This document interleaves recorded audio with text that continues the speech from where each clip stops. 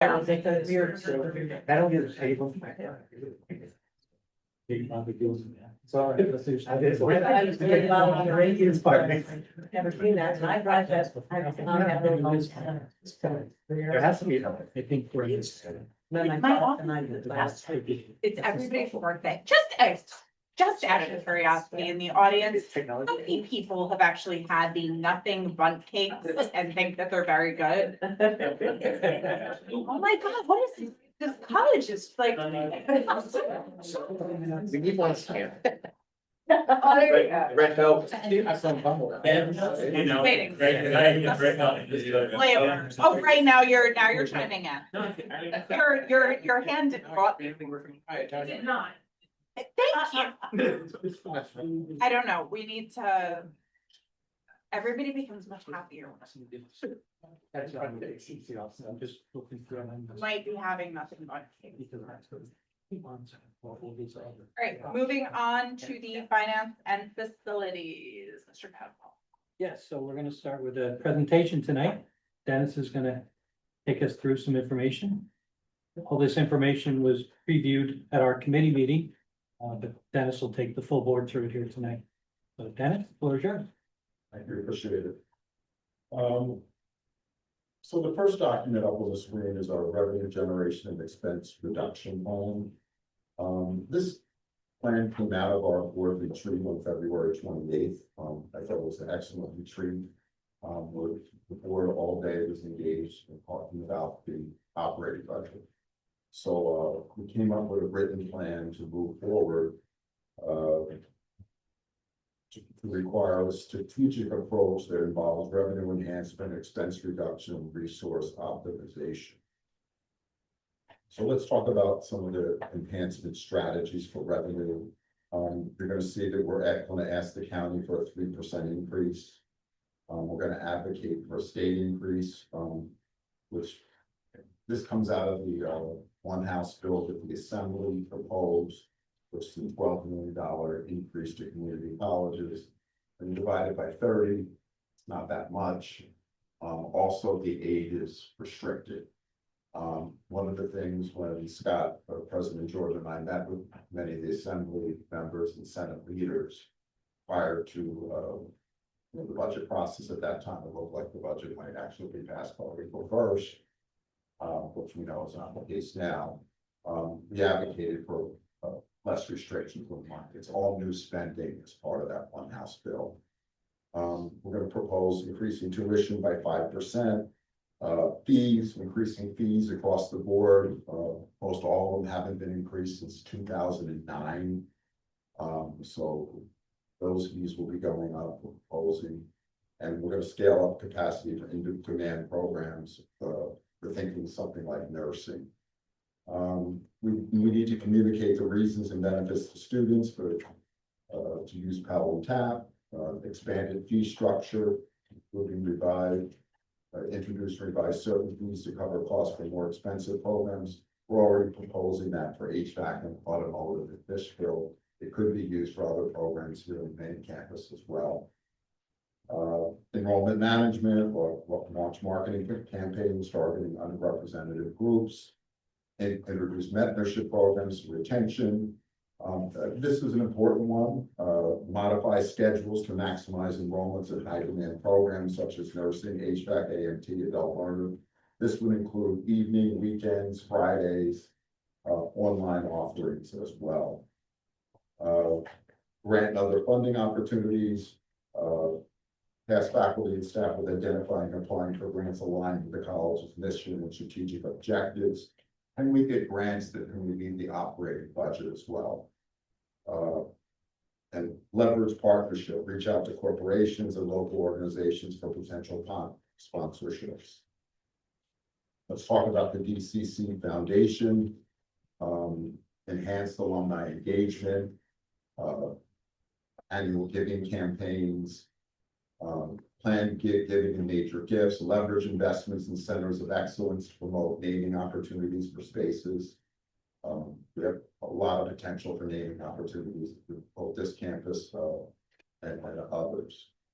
Continued education and professional development, develop non-degree programs catering to local industries, professionals with skilling, use of workshops and certificates, and leverage customers offering corporate solutions with non-credit programs. This is probably an interesting one, public-private partnerships.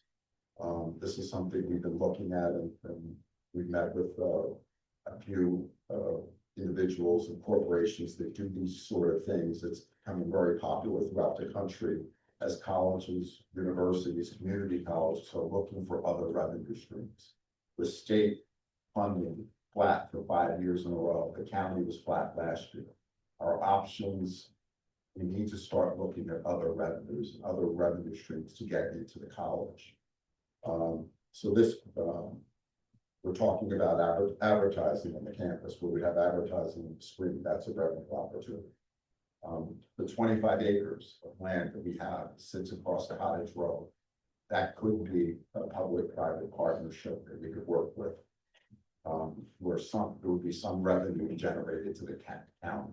It could be workforce house, some revenues generated to the college. It could be workforce housing, it could be many different options there, but that's a great opportunity for us. We are working with an outside firm. We've introduced them to the finance committee to look at energy savings. They would put up the capital and infrastructure to improve our energy to the campus, green energy, and they would take back savings to us, all with no upfront cost to us, which is important. So we're looking at that. We're working with a company there. Expense reduction strategies. An audit of current spending. I mentioned energy efficient initiatives, and look at AI, how we explore and implement the use of AI to automate process to save time and money. Look at staffing levels. Require that all vacant positions be reviewed by Pell to determine whether to fill or allow or to retreat. This is happening now. Every position is going by Pell, full-time, part-time, temporary. Every position is going through Pell before it's moved forward. Delay hiring. This is discussed at the board retreat. Immediately after the board retreat, beginning that Monday, we began holding positions and delaying when they came up for appointment. We're proposing a 3 to 6 month delay in all new positions, or all positions. However, there will be some positions that will be needed to fill quicker than that. There's some one-person offices, etc. But every position will be looked at to see if we can hold it. Delay hiring, start new hirings twice a year in September and January. Hiring freezes in effect, essentially, for non-essential positions.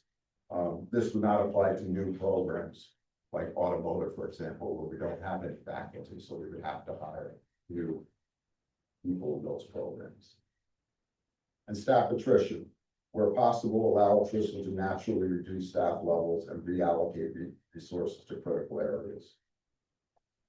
Program review. We need to do an assessment of all programs, all academic programs, from a financial perspective, looking at revenues and costs. Need to think about what programs are essential to our mission. That's part of the process, but we need to have data. Many people say, oh, this program makes a lot of money or has a lot of enrollment. Well, sometimes it really doesn't, because the costs are very high. And we've talked about in retreat about high instructional costs. For the second highest out of 30 community colleges on a percentage basis of total expenses. Instructional costs out of total the second highest. That's a fact. So it's difficult when we have one of the lowest tuitions and the lowest in the region, by far, to work within a balanced budget and have low tuition and high instructional costs. We need to work with that. Establish minimums for enrollment levels. I think we've done a pretty good job of that. And eliminate those who do not meet benchmarks. Course enrollment maximums, maximize course enrollments, especially in lecture sections. This is saying increase class size. That's what this is saying. We should look at bulk purchasing agreements, negotiate bulk purchasing agreements for common supplies to reduce costs and use cost-saving technologies.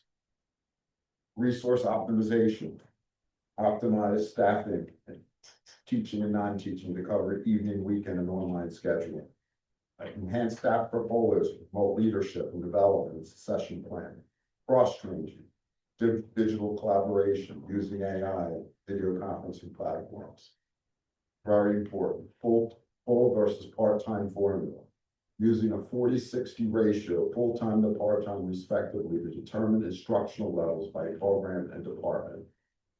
What this is saying is part-time faculty is less costly than full-time, and in certain instances, we should be looking to use part-time faculty. Maximize use of facilities, optimize the use of classrooms for evening and weekend programming, rent out facilities. We're looking at raising the fees that we charge for renting out facilities. Many of them have been raised in 10 years. They're extremely low, so those will be changing. Collaboration with other institutions. Many colleges and universities are using shared services. We're collaborating with other institutions in the area to try to save money. There could be an opportunity here, especially with Poughkeepsie being a college town with universities in our area. And we could form an advisory budget committee, form a committee to include stakeholders from faculty, administration, and student body to develop ideas and solutions on a continuous basis. All of this needs communication and engagement. We need to be transparent with the stakeholders, and we're already having those meetings with town halls, PSO meetings, and etc. Keep faculty, staff, and students and alumni informed about the financial situation, steps being addressed, the steps taken to address it, and feedback mechanisms. Create opportunities for stakeholders to provide feedback on the proposed strategy. We can incentivize participation. Programs with financial benefits, encourage faculty and staff to propose cost-saving measures and implement a rewards program. People are coming forward when we're having these town halls. They're bringing ideas to the table and we're engaging the community and sitting down with them and listening to their ideas. And some of them are very good. And I think that that should continue. We want to make this a community project to financial literacy for the college, but incorporate everybody's ideas into the process, not just the leadership team. It has to be everybody on the campus. We need to do predictive modeling, develop formulas to forecast the amounts of enrollments and tuition and state and local funding, quarterly reviews of financial performance, be flexible, make adjustments as needed. And we should implement this multifaceted approach will be integral to successfully addressing the structural deficit. Engaging stakeholders throughout the process will foster a community-oriented approach to the challenge of space, creating ownership and robust culture around institutional, budgetary, and financial literacy. Any questions? Okay. Good. All right, so the 25-26 budget, this is a summary of, this was the same numbers that was presented at the retreat. We had a deficit of 3.8 million in our original budget, did not include the raises. When we included the raises from all groups into the budget, confidential, due, CSEA, the deficit was $5.9 million for this year. We think we'll do a little bit better since we started holding positions. Some vacancies have been eliminated. So we think we'll do a little bit better than the 5.9, but that's a large gap for this year. We took a first pass at the 26-27 budget. The first pass with a $9 million gap. That's an unsustainable number, $9 million. So what we've been working on over the past few months is ways to generate revenue and savings to reduce that number. So the first thing we did is, we're eliminating most vacancies. They've been eliminated. IT, security, facilities, academic areas, student area as well. That generates $3.5 million in savings. We've been holding positions 3 to 6 months. We estimate that'll bring in $400,000. The county contribution, there's a star next to that. We've brought this to the county executive. We're meeting with the executive, with the leadership of the county in a week or so to discuss the 3% increase, but that's not a given. That's the request that we're making. That generates around $500,000. We feel that we can generate some more enrollment in the summer. There's a lot of ins and outs in this process. This is a summary data that'll generate about 100, and the course fee increase. It's about $1 million. Did some calculations. It's around $150 or so per student per year. Again, those rates haven't gone up since 2009 in most all cases. That brings us down to a 26-27 budget, gap of $3.5 million. We don't think we can balance the budget in 1 year. You think it's going to take a couple years. This is going to be a lot of hard work over the next year and a half. Again, state funding has been flat for 5 years in a row. No additional county funding last year. The COVID relief funds, the revitalization has dried up. So we have a lot of headwinds. We went through the budgets, all the vice presidents and the direct reports, reviewed them line by line, every item in the budget. And that's where we came up with savings in both salary and non-salary areas. So we propose a budget of $3.5 million gap for 26-27. Any questions on the summary budget? So Dennis, I want to talk about the course fee increases. So students are going to have a $75 per semester increase in fees. Is there any benefit to doing it as a tuition increase as opposed to a fee increase? I mean, they're paying either way, but is there any financial aid benefit to it being done that way? Any traditional reimbursements by employers?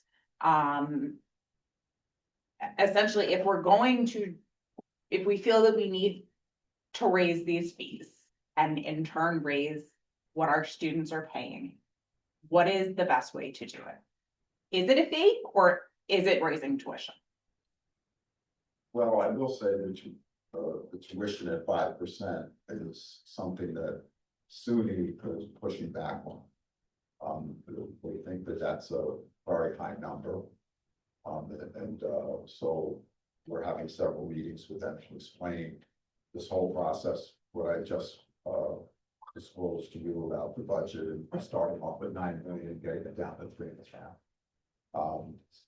I think from our standpoint, that we can't raise tuition beyond the 5. I think that would be very hard to do. So I understand saying that we're not raising it beyond that, but we essentially are. We're just raising it through fees. So are the fees reimbursed to students through this financial aid packages? Like, are those traditionally something, or is this going to be a burden that our neediest students are not? The students of the Pell, 50% of the students are Pell eligible, they should still get those fees paid, even with this increase. That's true. We don't have 50% Pell eligible. It's probably more like 35 to 40. But yeah, these are all, we connect page read with books and things. So these things are still aid eligible. And then probably more for Scott, but the students that are coming here through their employers. And, you know, again, this is dependent on what the information that we know. Are they being reimbursed for tuition, or is it tuition and fees Like I know every college, every employer is different in that sense. I didn't get fees reimbursed. Yeah, every So- employer is different, and we just don't have that. It's a very small minority, it's probably well under 100 that are getting reimbursed by them.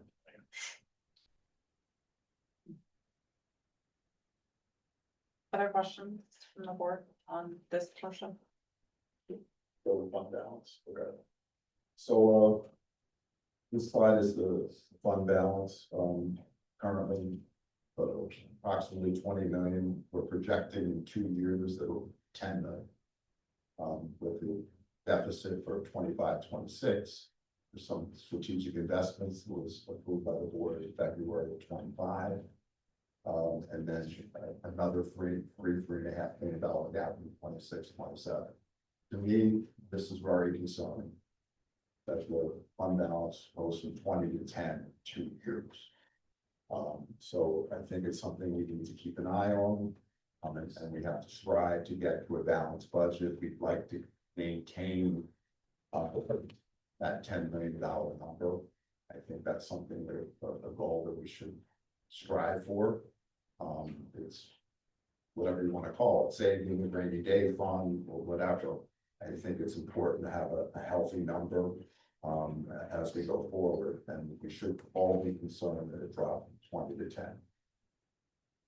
Do you have a 5-year projection? So I was just gonna ask. Well, if we went out and continued to have a $3.5 million deficit, it would be going in 2 to 3 years. So we need to strive further and get to a balanced budget. Not just a $3.5 million gap. You'll be happy to know that when I was chair, maybe it's not his first, when I was chair, I asked for a 5-year projection. We went to the red in year 3. You're a different president. So we faced these bad times before. We just have to sort of tighten belts again and sharpen red pencils.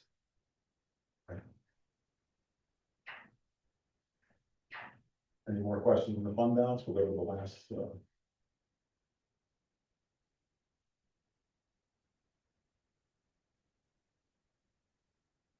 So this is a detailed proposed budget. Donna did an excellent job preparing, and Donna has great notes behind it of every detail, what it means and says, and I'll go through some of those. So, and we saw this format at the retreat. It's based on a 5% tuition increase, enrollment is up 4%, 4.1, accounting is up 3, and state aid will be flat once again. So if you, these are all the revenues and operating revenues and expenses associated with that. And you get to the bottom line, it shows the same gap of 3.5 million at the end of the page. Next page. So this is the expense summary, and you can see that the variance is being driven by the personnel and fringe benefit costs. That's 85% of our costs, or personnel and fringe benefits. So that's a big number, and those two numbers are going up by over $4 million. We spent a lot of time in the contractual, going through all the contracts, getting a list of all the contracts, seeing if there were opportunities for savings. We've eliminated some software programs that we thought we didn't need. Looking for ways that IT can combine some software contracts and so forth. But at the end of the day, we don't feel that there's a lot of savings to be gained here. You'll notice the rent goes up $1 million. That's the Fishkill rent. That's being offset by the enrollment and the grant money. Remember, we received a $2 million operating grant on the OSWD, workforce development. So that'll cover Fishkill. So Fishkill has no impact on the bottom line for this budget for 26-27. It's break even, thanks to the grant for the next 3 years. We thought we had to put another $100,000 increase for utilities. Utilities just keep going up, and we just think that's the proper thing to do here, is not keep them flat. So at the end of the day, I don't anticipate that we can squeeze much more savings out of the contractual. I keep looking, but I don't see a lot of savings there. go on to the next page.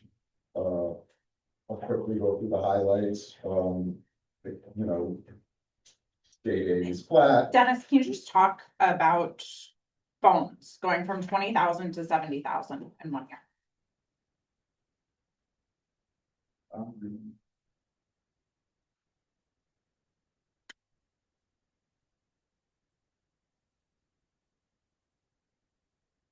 Is it just a budget thing? It's the change to, I think where it was, what in the last year's budget, but I can look at that, we went, it include, last year we didn't include we went to the teams funds and we didn't have to pay, and now this year we're gonna have to pay, that's the. So last year was where For 25, 26, we didn't have to pay for, I was already thinking about 26, 27. So in my mind, 25, 26 was last year, so in this year's budget, we didn't budget for the phones because we went to the teams funds and we got a year for free. Now we have to start paying for it. Because nothing is ever free. Nothing's free forever.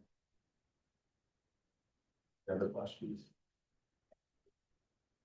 The state aid is flat, you see the rental aid goes up by 470, so that the state pays 40%, that's all the fish buildings, so we'll pay 40% of that lease. Again, the sponsor share of 3%. You see the details on the student revenue.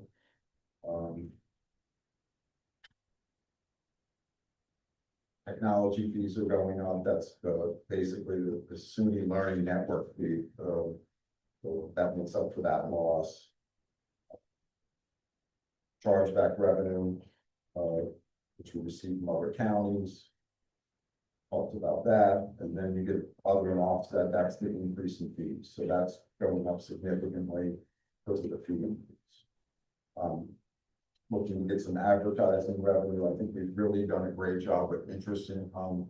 We hired an outside firm, 3+1, we're doing laddering strategies with CDs and so forth, and so that income is going up. We're maximizing the most we can with all the cash we have on. We talked about the fund balance and what the SUNY guidelines suggestion is, how salaries are going up, about the elimination of vacant positions, what that generates. And then we talked about the benefit increase. Contractual expenses, the main increases are rental costs and fish kill, inflationary increases for supplies, state mandated interpreter services, reduction in anticipated legal fees that we're reducing because we don't have a contract negotiation this year, which was completed last year. Or to do completed in 26, 27, you know, that cost, elimination of the Elevate contract, that was a software contract and so forth. Future risks at the bottom, could be more volatility, federal legislation could impact DCC. We continue to use fund balance to close the gap. And there's been a lot of surveys out there about the value of college education. I view this as an opportunity. Most of those surveys are talking about the four-year schools, of how they are so expensive, and it's just not worth it anymore. Students come out with so much debt, and what they're getting paid is not worth the cost. But since our tuition is low, and I think this is where it could have an opportunity to get these people that are dissatisfied with the cost of education to come to DCC. We're offering all these exciting new programs. I think this is, let's turn this risk into an opportunity for us. Any questions on anything that was discussed about the budget tonight? What's been the history of our increases in tuition over the last few years? What is that? What's been the history of our tuition increases over the last few years? Last year was 5%. I'm not sure what it was. I think the year before that it was 5 as well, since that Sounds right. Big from that 5. So. Just But wondering keep- why soon we're pushing that. I mean, keep in mind how long tuition wasn't increased and how long you know, the college prided itself on the lowest tuition, which sounds great. That's a nice thing, but when it's not sustainable, it really set us back. Now we're playing catch up. Yeah, I mean, if you look at the other regions, we were doing a calculation, Donna and I, we were looking if no one raised their tuition at all, we went up 5%, we'd still be the lowest. But we know that that's not gonna happen, we're gonna continue to raise the tuition. And, so we might close the gap a little, but we're still gonna be the lowest. Other questions? Thank you. Thank you, John.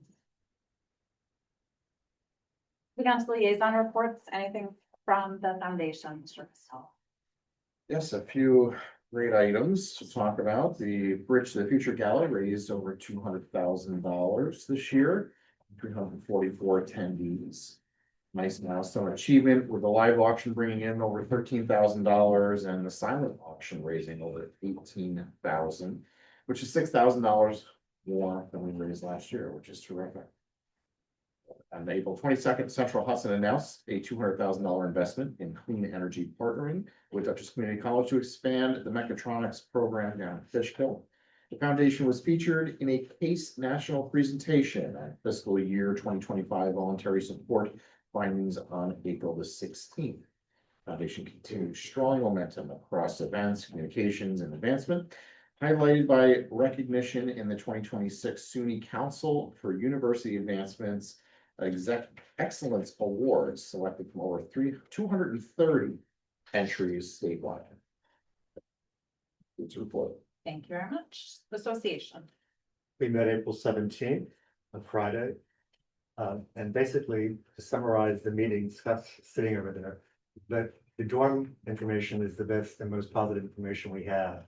I'm sorry I keep counting that, but still, that's because they're going to give us back a longer time period in which 5 years. 5 years. So which that's what the original mortgage was 5 years. So we're basically officially off the distressed assets list, or special assets as we would call them for a while. The rates are all more favorable. I can't say enough about how exciting it is. We finally have a good relationship back again with our lender on that. All the other portions of this, including food and daycare, are either running slight deficits or slight surpluses, but we expect to end the year with a very slight deficit, I believe, so that we should be okay. That's a summary of a 3-hour meeting or 2.5-hour meeting. Sorry, but we're running late tonight. That's why. Did anybody have any questions? The good news is the dorm. Yeah. That's basically it. So thank you. All right, does everybody need a couple minute break, or you want to go right into the meeting? Our meeting agenda is very light. So, Thank Kevin. all right, I am going to call the April 28th meeting to order. Mr. Monticello, please call the roll. Mr. Frank Costello, Here. Mr. Stephen Caswell, Here. Miss Dara Clow, Here. Mr. Michael Dupree, Here. Miss Angela Fleslin, Present. Miss Lisa Gardy, Mr. Evis Guzman, Present. Mr. Michael McCormick, Here. Miss Linda Pratt, Mr. Ryan Show, present, quorum present.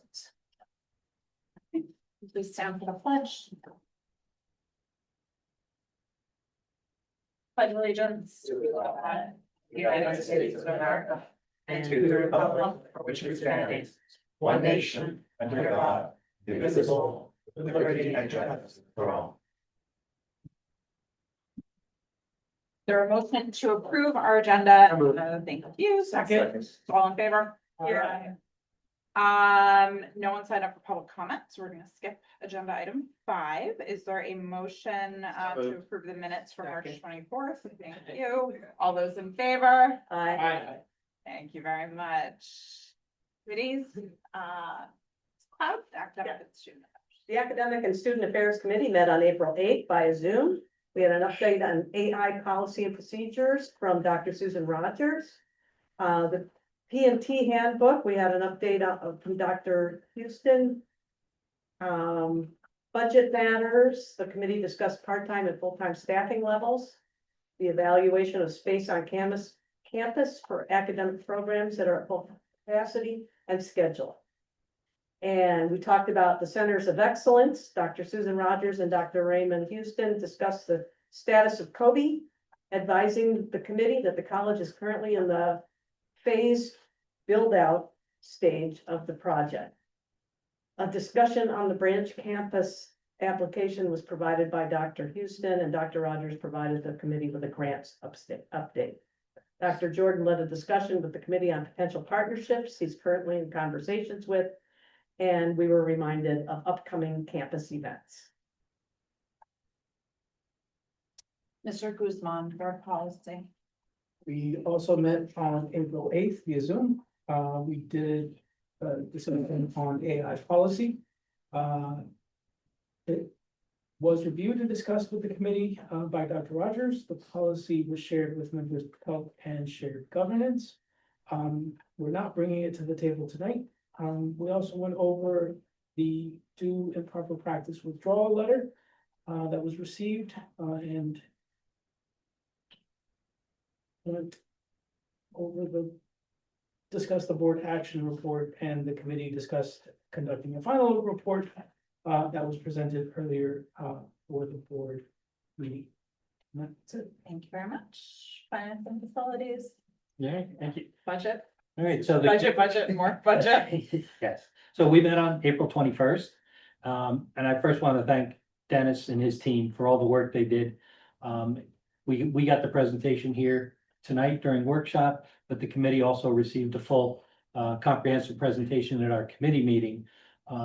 And I know the committee is particularly appreciative of the revenue generation and expense reduction plan. And it's important to get all of those thoughts in one document and, you know, give us a guide as we go through these coming years. As we had some conversation in workshop, you know, we're still underwater, so there's still more work to be done. And as the fund balance goes down, we've really got to work at getting ourselves approaching break even, because we've only got another year or two that the fund balance could even potentially support us. So much more to come in this area, but thanks to Dennis and his team on that. So other items that we discussed during the committee, we engaged in a discussion regarding the request for proposals for a vacant parcel. We're also informed that there's additional discussions ongoing between the county and the college. So it's in the very early stages of what we could potentially do with that property. So stay tuned for more information on that one as well. Dennis provided us an update on the college's meeting with Generate Capital. This is to explore the development of an energy savings plan. So again, another opportunity to help us, you know, with our budgeted expenses. So, you know, we'll keep working at that one. And finally, Dr. Jordan presented the Kobe and Learning Commons videos. The college discussed potential naming opportunities currently under consideration by the college. So again, we're working on a lot of things to help us in the budget in the coming years, recognizing where we are right now. So thank you to the committee for the work and Dennis and his team. Thank you. So that's my report for tonight. Thank you. Moving on to personnel and community relations. Mr. Jay. We met last Friday. Thank you, Frank and Steve, by Zoom. Although Peter and I were actually here because it was after the session we had and business meeting we had for New York Community College Trustees Association. We heard legal updates. We reviewed the report. We've reviewed the report recommending a termination of an employee. I have a resolution prepared for that tonight. We discussed the new appointment for Jessica Murphy as Assistant Professor of Art and Ceramics. And also that there would be a separation with an instructor of mathematics and statistics. And then we had labor management updates as well, and that was the extent of the meeting. Ready for my resolution? Okay. I offer resolution 2026-49 and move its adoption, whereas in accordance with Article 9 of the agreement between Dutchess County and Civil Service Employees Association, Inc., the Associate Vice President for Human Resources, parentheses, charging party, preferred charges of misconduct against employee A002-44466, dated October 30th, 2025, and whereas the Board of Trustees appointed the hearing officer William A. Frank Esquire to render findings and recommendations after conducting a disciplinary hearing on the charges, and whereas this hearing was held on February 6th, 2026, at which time the hearing officer heard testimony and received other evidence from the charging party and from the employee, And whereas the charging party and employees submitted legal briefs to the hearing officer in support of their respective positions, and whereas the burden of proving misconduct is on the charging party, and whereas the board has reviewed findings of fact and recommendations from the hearing officer, now therefore be it resolved, the board hereby adopts the findings of fact and recommendations of the hearing officer, including the determination the employee is guilty of the charges of misconduct and or incompetence, and determines that the hearing officer's recommendation, the finding of guilt was based upon the substantial evidence in the record. And be it further resolved, the board concludes that the penalty of dismissal from service effective immediately is the appropriate sanction. And adopts the hearing officer's penalty recommendation for the reasons set forth within his findings of fact and recommendations. And be it further resolved, the board hereby directs the Associate Vice President of Human Resources to take whatever steps are necessary to inform the employee of his determination and to file the necessary documents with Dutchess County Department of Civil Service. Second. Any discussion?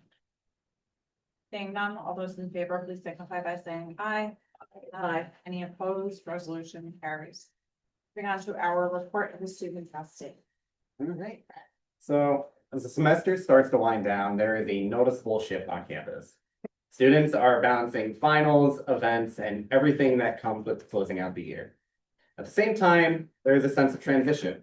With graduation approaching and new student leadership stepping in, what's happening right now reflects both where our students are in the moment and where things are heading.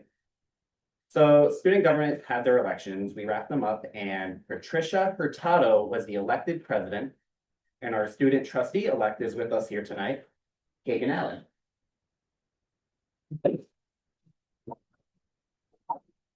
We had 233 students vote, which comes out to only about 6%. There's definitely room to grow there, but it's a solid base to build on. Right now, we have 416 students signed up to walk at graduation, which is already higher than previous years, even with a few weeks to go.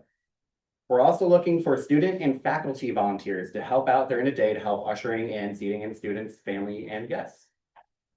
On the technology front, student activities is moving ahead with the new engagement software.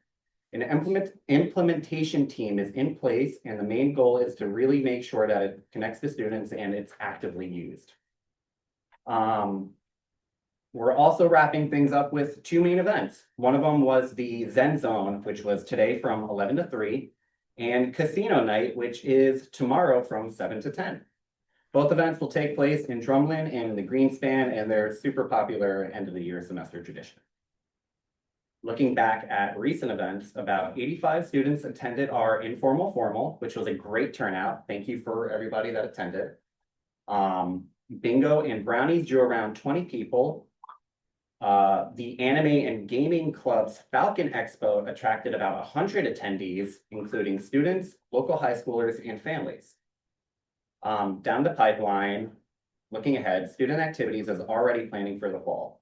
They'll be promoting Falcon Fest on September 2nd and 3rd, and encouraging more club co-sponsored events.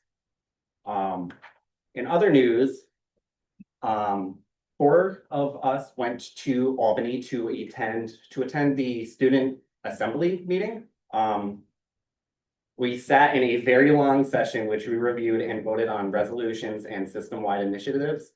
The process directly impacts our students across all 52 SUNY campuses, so it was a really cool opportunity to be a part of that conversation and shape things on a system level, despite being in a 14-hour meeting. It was a lot. Overall, things are active, great turnouts, good momentum, and a lot of things shifting towards the next semester. Thank you. And you have very big shoes to fill, Ryan. So I hope that you are ready to hit the ground running, because Ryan has been, I think, one of our best student trustees ever. Last week, so thank you. Okay. Yeah, Nathan. All right, moving on to my report, I will keep it brief this evening. DCC hosted the NYCCT conference last Friday. It was very well attended. Michael, Dara, and I were there, and then on Thursday night, Michael, Steve, and I had dinner with a delegation up at the Inn at Belfield, along with Dr. Jordan. So it was a nice opportunity for everyone to see our beautiful campus and they were all very impressed when they pulled in. And our security had spots roped off for them. They could not stop talking about how great it was. That was so funny. I just got an email from George Cushman, who is the president of NYCCT, thanking and saying, you know, how wonderful DCC was as a host. So that was good to hear. At the end of semester barbecue, the DCC trustees will have an ice cream booth where we will be interacting with everyone on campus and scooping ice cream. So Is it please- adult ice cream? It is not adult Oh, ice cream. darn. I'm sorry. Feel free to go across the street for your adult ice cream afterward.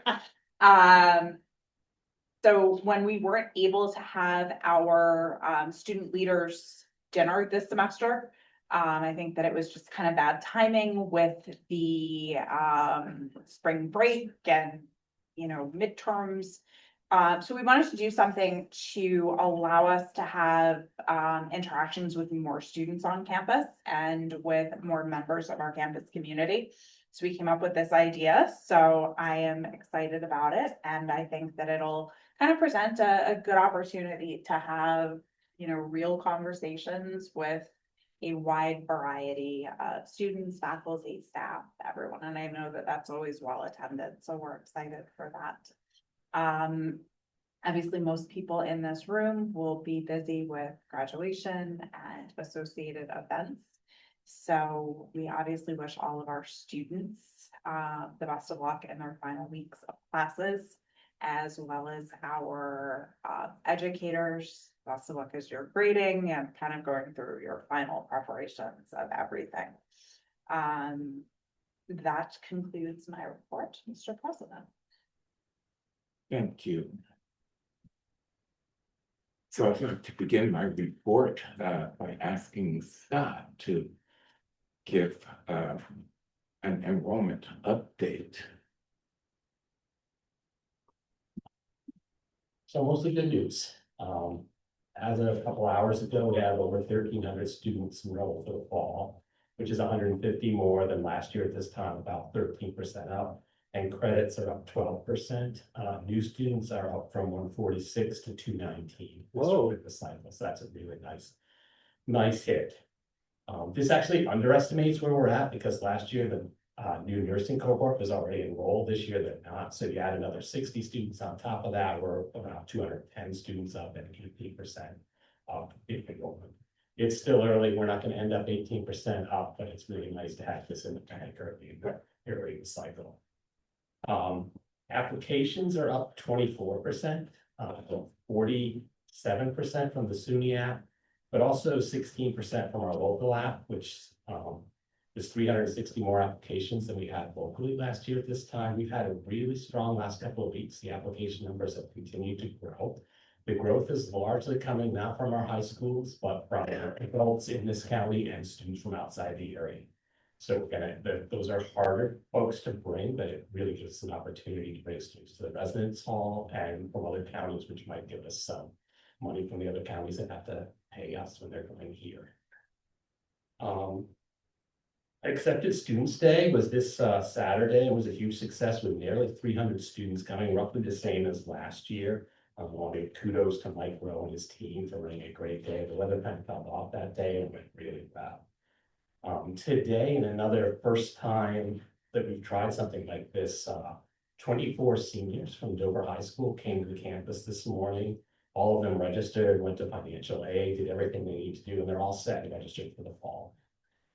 Dover is the one big success story, and I want to give kudos to Michelle Diano, who's worked hard with them this year. That's where the applications are up, and we did this event today, and it went really well. We want to try to do this with other schools in the future as well, because it's a really efficient way to get people in right away. The residence hall, we have 54 students committed for the fall compared to 48 last year. It's still very early. We're still hopeful of creating it. But again, once we get past May 1st, I'll once again reach back out to the CIA, see where they're at. Who knows, they might, for them, it was not a good year for what they did with us, but we still might be able to work something out with them for next year. And finally, summer enrollment is up 71 students, which is about 6% up over last year, which is strong because summer was budgeted fairly conservatively. One bit of bad news here we just got in the last day or two is that Reconnect students are not going to be funded in the summer, except for very unusual circumstances. So we currently have 24 students who are Reconnect, who are not going to be getting Reconnect dollars in the summer. Now, for some of them, that's okay. It really just means that books, because they have Pell funding to cover it, but other ones, almost all of their funding was Reconnect. So I suspect those students are going to drop it right into the fall. This all becomes because it was underfunded. Frankly, the program was underfunded this year, and the state is trying to make sure that the spending is under control as we move into next year's budget. Any questions? Thank you, Scott. So I want to continue by congratulating student trustee-elect. Welcome. Both of you be sworn in soon, and again, as you heard, have some big shoes to fill. So congratulations. Thank you. I also want to extend congratulations to Adriana Breckel on being elected chair of the PSO.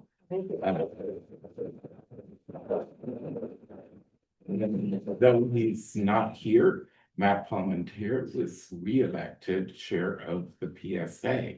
So let's give him a round of applause. On next Tuesday, we'll welcome the commissioner for the Office of Family and Children's Services to campus, Dr. Mia Harris-Madden, for a conversation about DCC being a school for foster care alone. These are students who will need year-round housing, and we have tested our pilot program in Conklin Hall, and we want to share that with her in hopes that the office will partner with us to market and even add some additional funding to what we get from the state through Dee Dee Barrett on that. So we look forward to welcoming her to campus. Last week, I had the opportunity to attend the annual C-STEP Student Research Symposium, which was really very impressive. There were about a dozen or more student research poster projects that were on display. And I got to hear 4 of those students discuss their research. You can imagine the pride that I felt in having undergraduate students at DCC doing undergraduate research, which we know is a high impact best practice in terms of helping students, helping to retain students and improve their performances. I want to close by extending a shout out to the hidden figures and unsung heroes of the Human Resources Department, led by Irene Oakland, for all the work that they do year in, year out, to support employees across the college. Last week, they hosted an employee appreciation breakfast that was really well attended. With that, I end my president's report. Thank you very much. Any further business to come before us this evening? Okay, seeing none, our next meeting is going to be May 19th. This evening, I ask that we adjourn in memory of our former trustee, former president of the foundation, and a true champion of Dutchess Community College, Jim Fedorchak, whose services will be. Motion, So moved. Second. all's in favor? Aye. Thank you.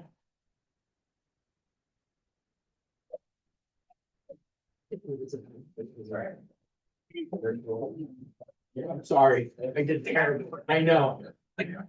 You're lying to me, you're lying.